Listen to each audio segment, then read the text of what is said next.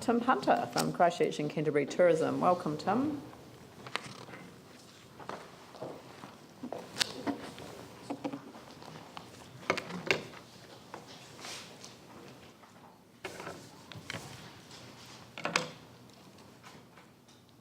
Thank you for your time today. I'm presenting today on the annual plan proposal for CCT because of the profound importance of our work to the recovery of the tourism sector. We live at the heart of one of the most substantial tourism regions in New Zealand, and there's little doubt that tourism as a core economic sector was one of the hardest hit by the earthquake events. The effects have quite frankly been enormous, and they've lingered for far longer than any of us would have thought possible back in 2011. Who, for example, would have thought that 3 years on, our largest holiday market, Australia, would be 40% lower, having only recovered 6% in 3 years. Secondly, international arrivals from all markets into Christchurch Airport are still 23% behind 2010 performance. Airlines have removed so much trans-Tasman capacity that we're back to the levels of 2004, the capacity levels. So 10 years of capacity growth has disappeared in one hit. And we've gone from being New Zealand's most preferred conference city, having 24% share of the conference market, to being the least preferred. So notwithstanding these rather miserable observations, CCT has, however, made some very effective progress in a number of areas that I will summarise very shortly. But I want to make Council understand that the earthquake itself eradicated over $1 million of private sector income for the organisation due to a big decline in visitor centre revenue and contribution and a huge drop-off in income from our business partner program. And this happened because many tourism and hospitality businesses failed after the earthquake, and in the post-earthquake environment, the weakened ones that were left could not afford the pre-earthquake business partner fees. So in 2011, we had to halve these fees to keep the program alive. Although Council held its core funding to CCT after the earthquakes, which we thank you for, the private sector revenue losses we suffered required us to downsize CCT fundamentally. And in April 2011, we made 45% of our staff redundant. No other council entity took a hit of this size, so I want you to understand that we've taken some hard calls, some big hits, and we've done that to remain solvent and to stay effective. There are 5 areas I want to highlight today that we continue to produce sound results. In 2013, we substantially upgraded our window to the world, our website, christchurchnz.com, and we optimised it for use on mobile devices.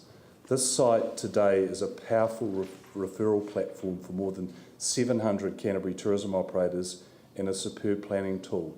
It now attracts 450,000 user sessions a year, and we've grown web traffic this year by a very encouraging 47%.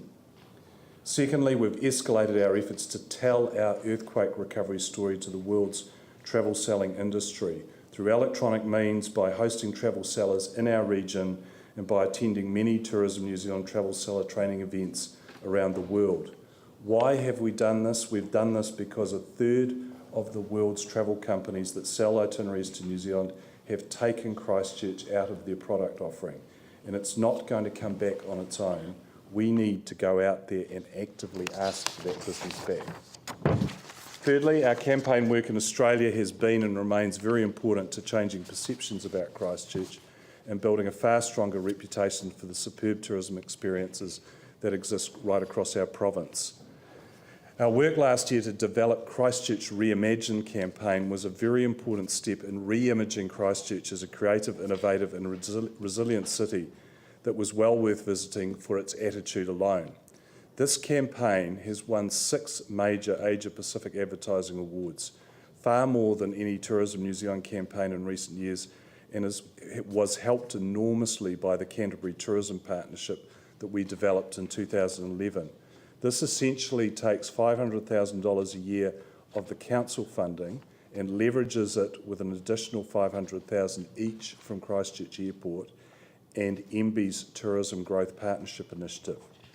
This year, I am confident that we will finally see Trans-Tasman Airlines bring back more capacity onto our Christchurch routes, and they need to do it because over the last summer They've been bursting at the seams.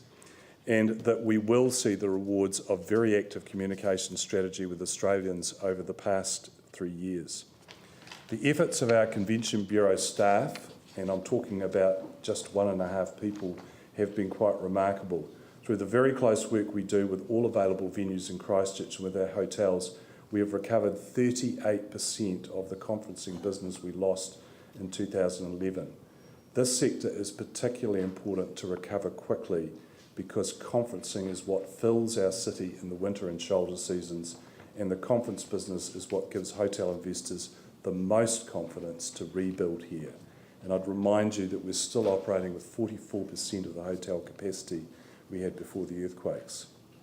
Councillors, all of our core functions are listed in our written submission.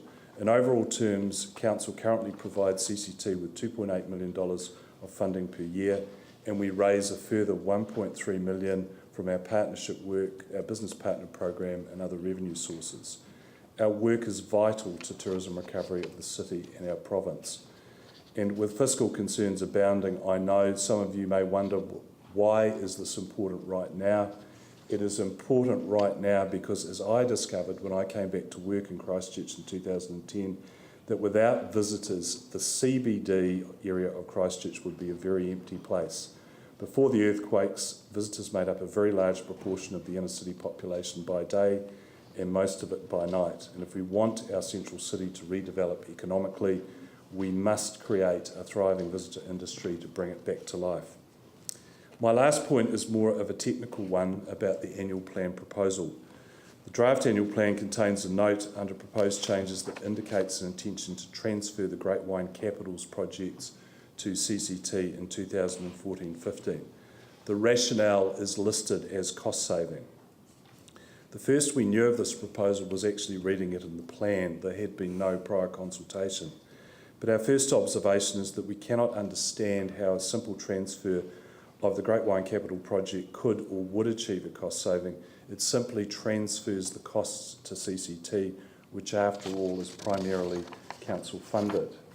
Whilst we have been involved in the past 3 years in the organisation of the Best of Wine Tourism Awards, we remain unconvinced that Great Wine Capitals provide any material benefit in attracting more visitor traffic to our region. And I'll elaborate what those concerns are. Currently, all of the $50,000 currently being expended by Council has been spent on administration, meetings and travel. There is no budget allocated to marketing to international travellers, and there never has been any budget for this. Secondly, we observe that Great Wine Capitals organisation has little reach to an international traveller audience. It has a poor website. It provides no evidence of active marketing strategy to global wine travellers, and it seems to be mainly focused on hosting member events. Thirdly, and really from the perspective of the wine industry in the South Island, the foundation concept of Christchurch South Island wine region is neither accepted or understood as being a particularly marketable combination by the wine industry across the South Island. And this stems from the fact that wine production capability in Christchurch is minuscule and doesn't align well with the individual strengths of Central Otago, Waipara, Nelson and Marlborough, which all have well-established and much stronger international brand recognition as wine regions. The local wine grower support... Tim, I was actually already convinced on this when I read it, so okay. I mean, I'd rather that you leave some time for questions. Well, maybe I'll get to the point there. A good point, just wipe it off the budget altogether. I think so. Okay. Yeah. Okay. I do want to leave time. I could just hear you just basically repeating what I'd read, and it was like you made your point really well. Yeah, I just think at times like this, sometimes you have to sacrifice projects so that you can overcommit to others. Yeah, no, I agree. Anyway, Glenn and then Tim. Thanks, Tim. Ellie. Just looking at the tourism sector numbers there, do you think it's perhaps more a case of tourism accommodation rather than necessarily a convention centre per se? And when I'm asking that, I'm thinking of the Wigram Air Force Museum and other places, which, to my mind, in relation to conferences I've attended... As much as we love the Wigram Air Force Museum, it doesn't have all the necessary features of a convention centre in terms of breakout meeting spaces, and it also involves a lot of coach travel to get delegates to and from the event because the accommodation is so far away. So as a long-term solution, it's not great. And it does mean that some conference organisers simply cross it off because it's too difficult for them logistically. I've got Tim. You started with regards to conference venues or the destination least preferred. Yeah. I mean, it's probably not surprising to what we've been through, and I know that the event side of it, there is some talent that will not come to Christchurch. Many of the things that Stone Age United knows, same for their touring companies that they had to include Christchurch if they were going to do a world tour. So, but I guess the question, was it given or asked of the conference organisers or conference participants, clients and delegates? Because I think you may get different answers. So Look, I think the demand for Christchurch is very good. I mean, we're getting a lot of inquiries, 2016, 17, 18, but the big ones, we just cannot get them confirmed at the moment without a convention centre. And we were the most preferred conference city in New Zealand, and I believe we can get back to that status quite quickly once we've got that capability restored. I guess it's a different way to put it, isn't it? Because I mean, if you're saying the least preferred, we've got to be careful because then there isn't any point doing it. But we want to get back to being the number one, so therefore there is a point. Yeah, I suppose the answer to your question is we're least preferred because we haven't got the resources that they need for their conferencing. Yeah, sorry. Yeah. Thank you. Sorry, we've run out of time. So could we move on to the New Zealand Transport Agency?